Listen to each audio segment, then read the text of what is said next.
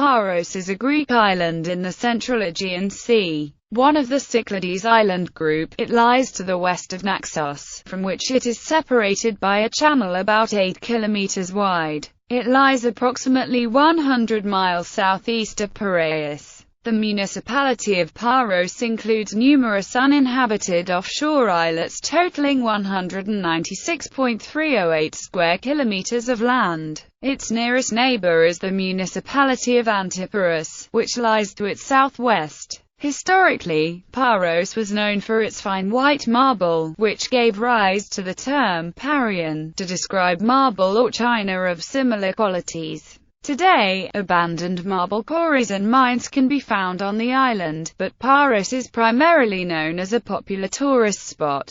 Geography. Paros' geographic coordinates are 37 degrees north, lat, and 25 degrees 10 e, long. The area is 165 square kilometers. Its greatest length from NE to SW is 13 miles, and its greatest breadth 10 miles. The island is of a round, plump pear shape, formed by a single mountain, sloping evenly down on all sides to a maritime plain, which is broadest on the northeast and southwest sides. The island is composed of marble, though gneiss and mica schist are to be found in a few places. To the west of Paros lies its smaller sister island Antiparos. At its narrowest, the channel between the two islands is less than 2 kilometers wide. A car-carrying shuttle ferry operates all day south of Parikia. In addition, a dozen smaller islets surround Paros. The constant, strong wind in the strait between Paros and Naxos makes it a favored windsurfing location. Islands: Gaiduronoshi, north of Zifera; Ports Island, west of the town of Paros;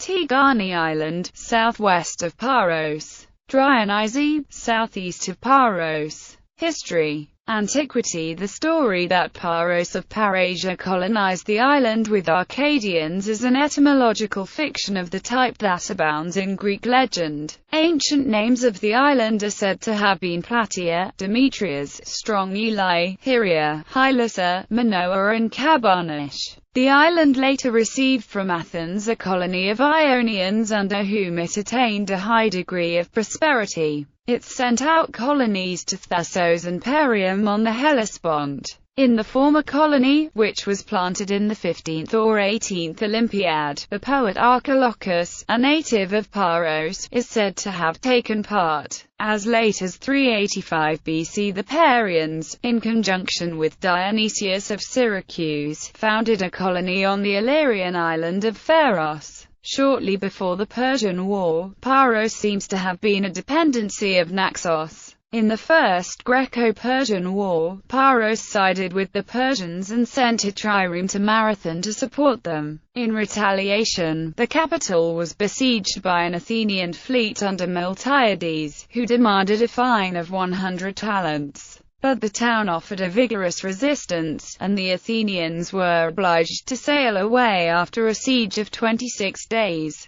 during which they had wasted the island. It was at a temple of Demeter Thesmophorus in Paros that Miltiades received the wound from which he died. By means of an inscription, Ross was able to identify the site of the temple. It lies, as Herodotus suggests, on a low hill beyond the boundary of the town. Paros also sided with Shahanshah Xerxes I of Persia against Greece in the Second Greco-Persian War, but, after the Battle of Artemisium, the Parian contingent remained inactive at Kathnos as they watched the progression of events. For their support of the Persians, the islanders were later punished by the Athenian war leader in Themistocles, who exacted a heavy fine. Under the Delian League, the Athenian-dominated naval confederacy, Paros paid the highest tribute of the island members, 30 talents annually, according to the estimate of Olympiodorus. This implies that Paros was one of the wealthiest islands in the Aegean. Little is known about the constitution of Paros, but inscriptions seem to show that it was modeled on the Athenian democracy, with a bull at the head of affairs. In 410 BC, Athenian general Theramenes discovered that Paros was governed by an oligarchy. He deposed the oligarchy and restored the democracy. Paros was included in the Second Athenian Confederacy. In c. 357 BC, along with Chios, it severed its connection with Athens. From the inscription of Adual, it is understood that the Cyclades, which are presumed to include Paros, were subjected to the Ptolemies, the Hellenistic dynasty that ruled Egypt. Paros then became part of the Roman Empire and later of the Byzantine Empire, its Greek-speaking successor state. Crusades. In 1204, the soldiers of the Fourth Crusade seized Constantinople and overthrew the Byzantine Empire. Although a residual Byzantine state known as the Empire of Nicaea survived the Crusader onslaught and eventually recovered Constantinople, many of the original Byzantine territories, including Paros, were lost permanently to the crusading powers. Paros became subject to the Duchy of the Archipelago, a fiefdom made up of various Aegean islands ruled by a Venetian duke as nominal vassal of a succession of Crusader states. In practice, however, the duchy was always a client state of the Republic of Venice. Ottoman era and independence. In 1537, Paros was conquered by the Ottoman Turks and remained under the Ottoman Empire until the Greek War of Independence.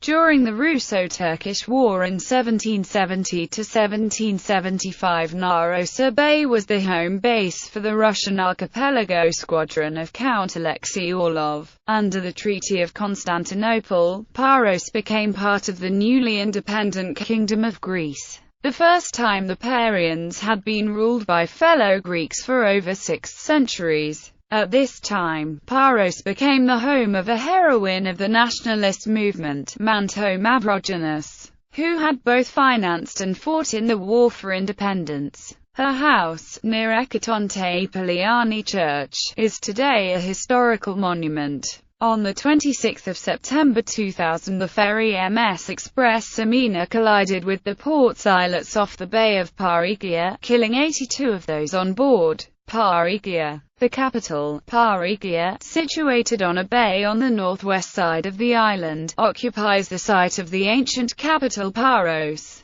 Parikia Harbour is a major hub for Aegean Islands ferries and catamarans, with several sailings each day for Piraeus, the port of Athens, Heraklion, the capital of Crete, and other islands such as Naxos, Ios, Santorini, and Mykonos. In Parikia town, houses are built and decorated in their traditional Cycladic style, with flat roofs, whitewash walls and blue-painted doors and window frames and shutters, shadowed by luxuriant vines, and surrounded by gardens of oranges and pomegranates. The houses give the town a picturesque aspect. Above the central stretch of the seafront road, are the remains of a medieval castle, built almost entirely of the marble remains of an ancient temple dedicated to Apollo. Similar traces of antiquity, in the shape of bas-reliefs, inscriptions, columns, and so on, are numerous. On a hillside in the southern outskirts of Parikia on the left of the Parikia-Iliki Road are the remains of a temple dedicated to Asclepius. In addition, close to the modern harbour, the remains of an ancient cemetery are visible, having been discovered recently during non-archaeological excavations. Back from the port, around 400 meters left of Parikia's main square is the town's principal church, the Panagia Ekatonte Poliani, literally meaning Church of the 100 Doors. Its oldest features almost certainly predate the adoption of Christianity as the state religion of the Roman Empire in 391 AD. It is said to have been founded by the mother of the Roman Emperor Constantine the Great, Saint Helen, during her pilgrimage to the Holy Land. There are 2 adjoining chapels, one a very early form, and also a baptistry with a cruciform font. Parikia town has a small but interesting archaeological museum housing some of the many finds from sites in Paros. The best pieces, however, are in the Athens National Archaeological Museum. The Paros Museum contains a fragment of the Parian Chronicle, a remarkable chronology of ancient Greece. Inscribed in marble, its entries give time elapsed between key events from the most distant past down to 264 BC. Other settlements. On the north side of the island is the Bay of Narosa or Agusa, which provides a safe and spacious harbour. In ancient times it was closed by a chain or boom. Another good harbour is that of Drios on the southeast side, where the Turkish fleet used to anchor on its annual voyage through the Aegean during the period of Ottoman rule over Paros. The three villages of Dragulash, Marmara and Sipidos, situated on an open plain on the eastern side of the island, and rich in remains of antiquity, probably occupy the site of an ancient town. They are known together as the villages of Kephilos, after the steep and lofty hill of Kephilos. On this hilltop stands the monastery of Ius Antonios. Around it are the ruins of a medieval castle which belonged in the late Middle Ages to the Venetian noble family of the Venieri. They gallantly but vainly defended it against the Turkish admiral Barbarossa in 1537. Another important settlement of the island Paros is Lefkes.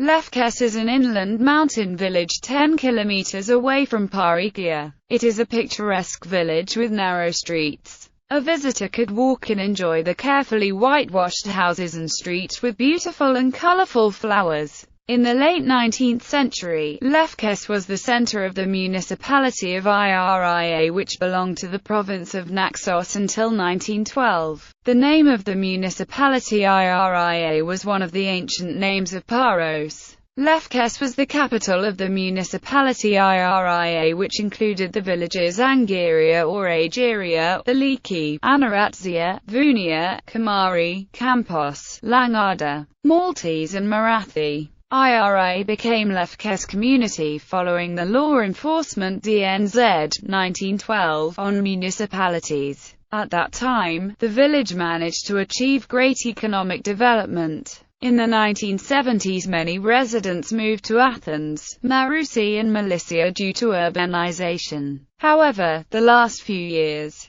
tourism presented to be a new source of income for the locals that led to the reconstruction of homes and landscaping for a peaceful and sweet life. Lefkes became part of the municipality of Paros in the Kapodistria's local government reform. In the latest census the population numbered 545 inhabitants. Marble quarries. Parian marble, which is white and translucent, with a coarse grain and a very beautiful texture, was the chief source of wealth for the island. The celebrated marble quarries lie on the northern side of the mountain anciently known as Marathi, a little below a former convent of St. Mina. The marble, which was exported from the 6th century BC onwards, was used by Praxiteles and other great Greek sculptors. It was obtained by means of subterranean quarries driven horizontally or at a descending angle into the rock. The marble thus quarried by lamplight was given the name of lignite, ligneous, or ligdas. Several of these tunnels are still to be seen. At the entrance to one of them is a bas-relief dedicated to Pan and the nymphs. Several attempts to work the marble have been made in modern times, but it has not been exported in any great quantities. The major part of the remaining white marble is now state-owned and, like its Pentelic counterpart, is only used for archaeological restorations. Notable people: ancient Agricratus, sculptor; Archilochus, lyric poet; Scopar, sculptor and architect; Theoctist of Lesbos, hermit saint; Thrasymedes, sculptor; Thymeridus, mathematician; modern Nurbanu Sultan, mother of Ottoman Sultan Murad III; Vasilis Argyropoulos, actor; Nicholas Mavrogenes, Prince of Wallachia; Athanasius Parios, theologian; Manto Mavrogenes, heroine in the Greek War of Independence; Yanis Parios, singer; Yanis Ragusis, politician.